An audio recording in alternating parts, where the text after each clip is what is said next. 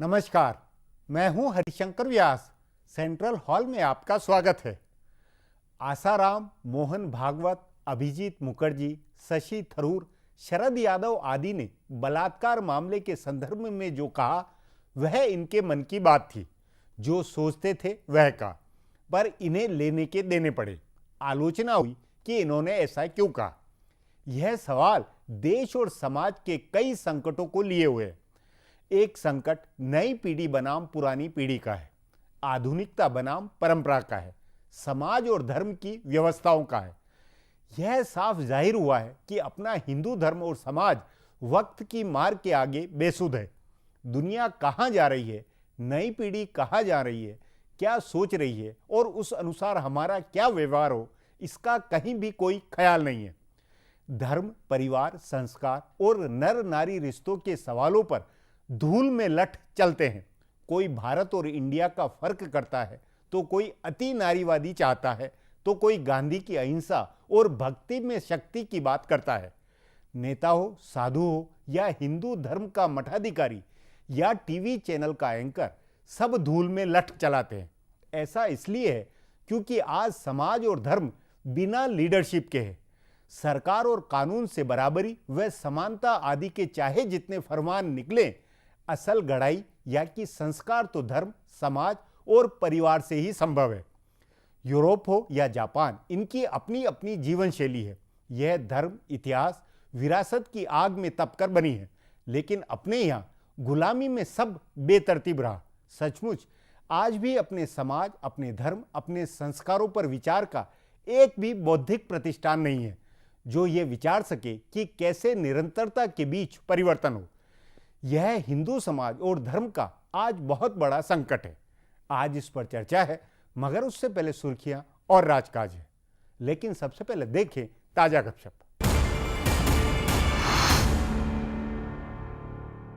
Congress party संसद के budget सत्र को ऐतिहासिक बनाने की तैयारी कर रही है। इस सत्र में राजनीतिक महत्व के 1 दर्जन बड़े विधेयक पेश किए जाएंगे। अगर इन पर संसद की मंजूरी की मुहर लगी तो यूपीए सरकार की इमेज में नाटकीय सुधार हो सकता है। अब तक काम नहीं करने वाली, भ्रष्टाचार में उलझी जन विरोधी सरकार की जो छवि बनी है वो एकदम बदल सकती है। तभी इस बात का भी अंदाजा लगाया जा रहा है कि इसके बाद लोकसभा चुनाव जल्दी कराए जा सकते हैं। सोनिया गांधी के राष्ट्रीय सलाहकार परिषद के बनवाए खाद्य सुरक्षा बिल को संसदीय समिति की मंजूरी मिल गई है। इसे बजट सत्र में पेश किया जाएगा। इस कानून के तहत गाँव में 75% और शहरों में 50% लोगों को सस्ता अनाज दिया जाएगा।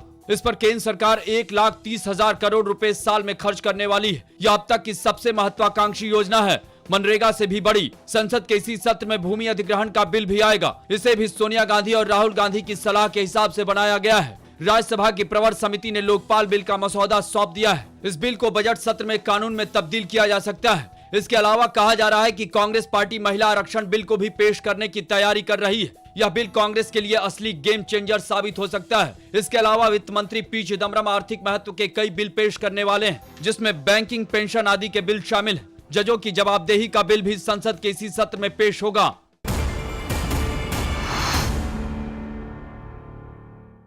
जयपुर के चिंतन शिविर में राहुल गांधी ब्रिगेड का जलवा रहेगा। उनके सचिवालय से यूथ कांग्रेस के अध्यक्षों और यूथ कांग्रेस के राष्ट्रीय पदाधिकारियों को निमंत्रण भेजे गए हैं। इसके अलावा देश भर में यूथ कांग्रेस के सांगठनिक चुनाव की देखरेख के लिए बनाए गए कमिश्नरों को भी जयपुर बुलाया गया है। इन सबको युवाओं से जुड़े मसलों पर तैयारी करके आने को कहा गया है। चिंतन शिविर के लिए सोनिया गांधी की बनाई गई आयोजन समिति ने जो सूची बनाई है, उसमें अखिल भारतीय कांग्रेस कमेटी के सभी पदाधिकारी, CWC के सदस्य, कैबिनेट और स्वतंत्र प्रभार वाले मंत्री, मुख्यमंत्री, प्रदेश अध्यक्ष और पार्टी के नेता विपक्षी नाम शामिल हैं। इनकी संख्या 200 के करीब बनती है। इन 200 लोगों के अलावा बचे हुए 100 लोगों की सूची राहुल गांधी की यहाँ बनी है। कांग्रेस के जानकार सूत्रों का कहना है कि जयपुर के चिंतन शिविर में कांग्रेस के करीब 100 नेता ऐसे शामिल होंगे जिनकी उम्र 40 साल से कम होगी। माना जा रहा है कि राहुल गांधी नए नेताओं पर फोकस बनवा रहे हैं और उन्हें जिम्मेदारी देना चाहते हैं। कहा जा रहा है कि इस चिंतन शिविर के बाद अखिल भारतीय कांग्रेस कमेटी में भी युवाओं की संख्या बढ़ेगी और AICC व CWC दोनों की औसत उम्र कम होगी।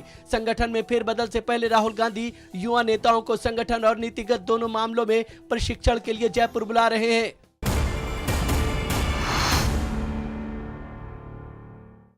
उत्तर प्रदेश सरकार ने विधानसभा की 125वीं जयंती को समाजवादी पार्टी के कार्यक्रम में तब्दील कर दिया।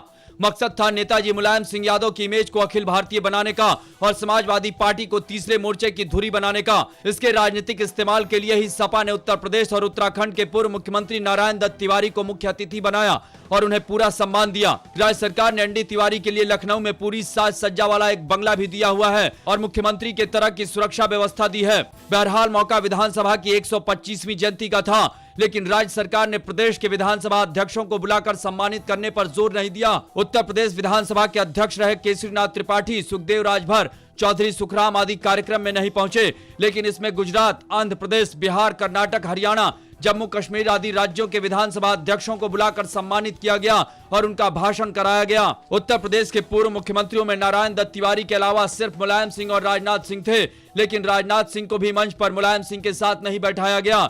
मायावती और कल्याण सिंह तो कार्यक्रम में पहुंचे भी नहीं और सपा सरकार की ओर से इसकी कोई कोशिश भी नहीं हुई कि उनका आना सुनिश्चित किया जाए। तभी कांग्रेस, भाजपा और बसपा तीनों ने इसे सरकारी नहीं समाजवादी कार्यक्रम करार दिया। हालांकि विपक्ष की इस आलोचना से सपा पर कोई फर्क नहीं पड़ा है। सपा नेता मान रहे हैं कि इस कार्यक्रम से नेताजी की छवि अखिल भारतीय बनी है और दूसरी पार्टियों के साथ उनके संपर्क मजबूत हुए हैं। अब सुर्खियां हैं, ये सुर्खियां लीक से हटकर है। ये राजनीति और देश की दशा दिशा की जानकारी देने के मकसद से है। जम्मू कश्मीर में भारत पाकिस्तान की सीमा पर तनाव बना हुआ है। गुरुवार को पाकिस्तान ने फिर युद्ध विराम का उल्लंघन करके फायरिंग की। भारत की जवाबी फायरिंग में पाकिस्तान का एक जवान मारा गया। इस बारे में आपत्ति दर्ज कराने के लिए पाकिस्तान ने इस्लामाबाद में तैनात भारतीय उच्चायुक्त को तलब किया। पाकिस्तानी विदेश मंत्रालय के प्रवक्ता मुअज्जम अहमद खान ने बताया है कि यह तीसरी घटना है और पिछले 5 दिन में 4 जवान मारे जा चुके हैं। इस बीच भारत के रक्षा मंत्री एंटनी ने कहा कि पाकिस्तान का बार बार युद्ध विराम उल्लंघन करना गंभीर मामला है। उन्होंने और सैनिकों की तैनाती से इनकार करते हुए कहा कि वहां पर्याप्त सैनिक तैनात हैं। कहा जा रहा है कि भारतीय सेना बढ़ते हुए तनाव को कम करने के लिए सीमा पर पाकिस्तान के साथ फ्लैग मीटिंग चाहती है। उधर पाकिस्तान ने पुंछ के रास्ते व्यापार और पुंछ से रावलकोट जाने वाली बस सेवा पर भी पाबंदी लगा दी है।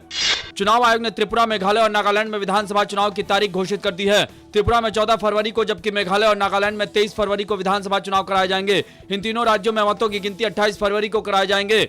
चुनाव आयोग ने यह घोषणा की है कि आम बजट इस चुनाव की आदर्श संहिता से प्रभावित नहीं होगा। तीनों राज्यों में शांतिपूर्ण मतदान सुनिश्चित करने के लिए अतिरिक्त सुरक्षा बल तैनात किए जाएंगे।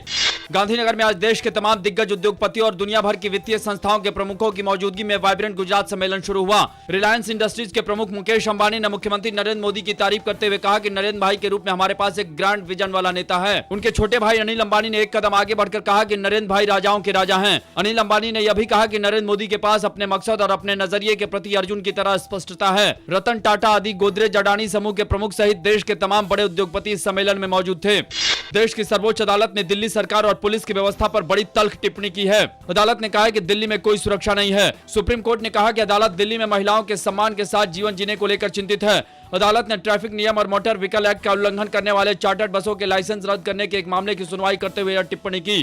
गौरतलब है कि 16 दिसंबर को दिल्ली में एक चलती बस में एक पैरामेडिकल छात्रा के साथ सामूहिक बलात्कार हुआ था और उसे बर्बर यातना दी गई थी। उसके बाद से सुप्रीम कोर्ट और दिल्ली हाई कोर्ट ने कई बार दिल्ली पुलिस और सरकार को लेकर ऐसी टिप्पणी की है। भारतीय जनता पार्टी ने अपने पुराने नेता वीएस येदियुरप्पा को हाशिए में करने के लिए लिंगायत कार्ड चला है। पार्टी की कोर कमेटी ने तय किया है कि मौजूदा मुख्यमंत्री और लिंगायत नेता जगदीश शेट्टार अप्रैल में होने वाले चुनाव में पार्टी का नेतृत्व करेंगे और वे मुख्यमंत्री पद के दावेदार होंगे। ध्यान रहे, लिंगायत नेता के तौर पर शेट्टार की ताजपोशी वीएस येदियुरप्पा ने ही कराई थी। अब येदियुरप्पा की कर्नाटक जनता पार्टी के लिए शेट्टार का विरोध करना आसान नहीं होगा। फिलहाल अब एक ब्रेक है, उसके बाद राजकाज की कुछ बातें होगी।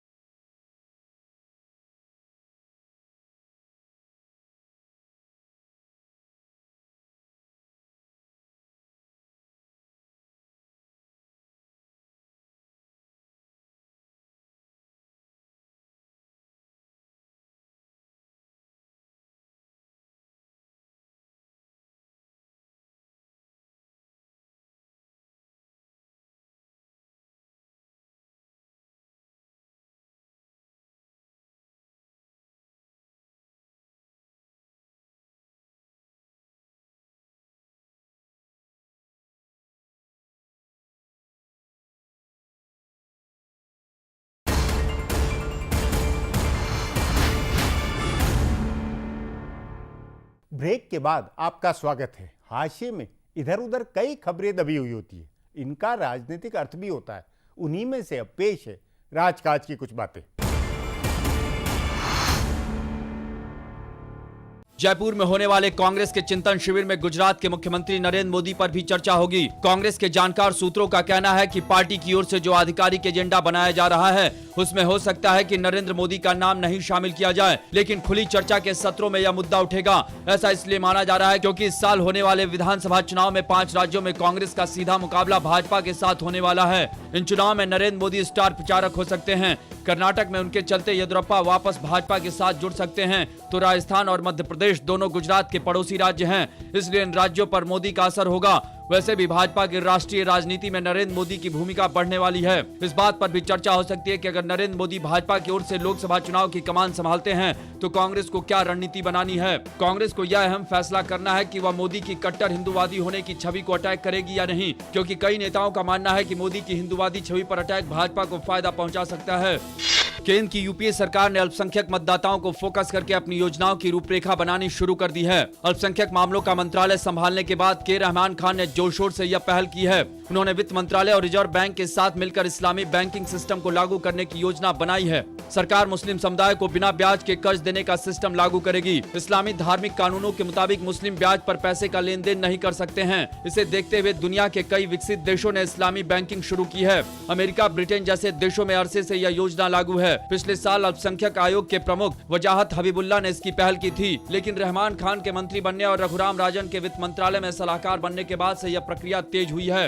रघुराम राजन 2008 से ब्याज रहित बैंकिंग व्यवस्था की तरफदारी कर रहे हैं। एक आकलन के मुताबिक भारत में मुसलमानों के पास करीब $1.5 खरब की संपत्ति है। उन्हें बैंकिंग सिस्टम से जोड़ने की तैयारी है। कोई समाज कैसे सभ्य बनता है, अपने धर्म, अपने संस्कारों और परंपराओं को वक्त की धार पर कैसे साधता है, इसके लिए जापानी, यहूदी या स्कैंडिनेवियाई देशों के समाज की गौरतलब विचारणीय मिसालें हैं। अपना मानना है कि हिंदू समाज को आधुनिक पश्चिमी समाज की निज व्यक्ति केंद्रित समाज व्यवस्था में नहीं ढलना चाहिए, लेकिन दिक्कत यह है कि अपने यहाँ आधुनिकता की वही कसौटी है। इस पर आगे चर्चा करें उससे पहले देखें मेरा एक खुलासा। दिल्ली में हुई सामूहिक बलात्कार की घटना के बहाने परंपरा और आधुनिकता की जो बहस चल रही है उसमें जो सार तत्व निकल रहा है वह आधा अधूरा है। वह सिर्फ एक बेजान और फालतू की बहस है जो घटना के सतही विश्लेषण तक सीमित है। उसमें न तो भारत की सामाजिक, सांस्कृतिक और धार्मिक सच्चाइयों का जिक्र है और न पिछले 2 दशक में भारत पर हुए सांस्कृतिक आक्रमण के ईमानदार आकलन की कोशिश है। हमारे नेता स्त्री के प्रति सम्मान पैदा करने के जो उपाय सुझा रहे हैं और हमारे कथित धर्मगुरु बलात्कार से बचने के जो नुस्खे बता रहे हैं वो आपराधिक होने की हद तक बकवास है। टेलीविजन चैनलों पर चल रही बहसों में स्वतः संज्ञान लेने वाली अदालतों के आलिम फाजिल जजों के बयानों से ऐसा लगता है कि पुलिस की व्यवस्था ठीक हो जाए और पीसीआर वैन की संख्या बढ़ जाए तो बलात्कार रुक जाएंगे और सब कुछ ठीक हो जाएगा। लेकिन अफसोस की बात है कि ऐसा नहीं हो सकता है। अगर ऐसा होता तो अमेरिका में प्रति 1 लाख पर 28 और ऑस्ट्रेलिया में प्रति 1 लाख पर करीब 200 महिलाओं के साथ बलात्कार नहीं होते। वहां आबादी भी कम है और पुलिस तमाम आधुनिक उपकरणों से लैस है। भारत में सब कुछ भगवान भरोसे है, तो यहाँ प्रति 1 लाख पर बलात्कार का औसत 2 से कम का है। इसलिए यह मानकर चले कि भौतिक उपायों से बलात्कार नहीं रुकेगा। वैसे भी भारत में पुलिसिंग की पूरी व्यवस्था अपराध रोकने की नहीं है, बल्कि अपराध होने के बाद अपराधी को पकड़ने की है। इसलिए इस व्यवस्था में यौन अपराध नहीं रोके जा सकते हैं। जब तक देश में सामाजिक और धार्मिक संस्कारों को लेकर चर्चा नहीं होगी और इसमें हो रहे बदलाव को रेखांकित नहीं किया जाएगा, तब तक ऐसी घटनाओं को रोकना मुश्किल है। सबसे पहले तो इस बीज तत्व को समझना होगा कि यौन अपराधों में अचानक हुई इस बढ़ोतरी का क्या कारण है। क्या हमारे जैसे पारंपरिक समाज में बिना सोचे समझे आधुनिकता या यूं कहे पश्चिमी सोच को अपनाया गया है, इसलिए ऐसा हुआ है? ऐसा मानने की पूरी वजह है कि 90 के दशक में भारत पर खुले बाजार की अर्थव्यवस्था के साथ पश्चिम का जो सांस्कृतिक आक्रमण हुआ वह इसका बड़ा कारण है। उससे पहले भारत में चोरी, डकैती, अपहरण जैसे दूसरे अपराध बहुत होते थे, लेकिन महिलाओं के प्रति अपराध लगभग नहीं के बराबर था। बाजार के साथ स्त्री को एक वस्तु के तौर पर पेश करने की सोच आई जो टेलीविजन और फिल्मों के जरिए घर घर में पहुंची। इसके साथ ही परिवार, संस्कार और निजी रिश्तों की परिभाषा नई रोशनी में देखी जाने लगी। यह वही समय था जब संयुक्त परिवार ध्वस्त हो रहे थे और शहरीकरण तेजी से बढ़ रहा था। इन सबसे इंसानी रिश्तों में बदलाव आए। यह बदलाव आना था, लेकिन भारत के साथ मुश्किल यह थी कि अपनी सामाजिक, सांस्कृतिक और धार्मिक जटिलताओं और विविधताओं के कारण कोई ऐसा तंत्र विकसित नहीं हुआ था जो इस सांस्कृतिक आक्रमण के असर को कम करने वाली कोई विधि तैयार कर सके। कोई केंद्रीकृत धार्मिक व्यवस्था भारत में नहीं विकसित हुई है जो सामाजिक सांस्कृतिक बदलाव पर नजर रखे और अपनी निरंतरता बनाए रखते हुए कोई वैकल्पिक व्यवस्था तैयार करे। इसका नतीजा यह हुआ कि पूरा भारतीय समाज भोगवादी सभ्यता के लिए बिना किसी सुरक्षा के खुल गया। पश्चिम के खान पान और पहनावे के साथ साथ वहां का पूरा जीवन, संस्कार और साथी अपराध भी हमारे देश में आ गए। अब एक ब्रेक है, उसके बाद अपने समाज की ताजा चुनौतियों पर चर्चा करेंगे।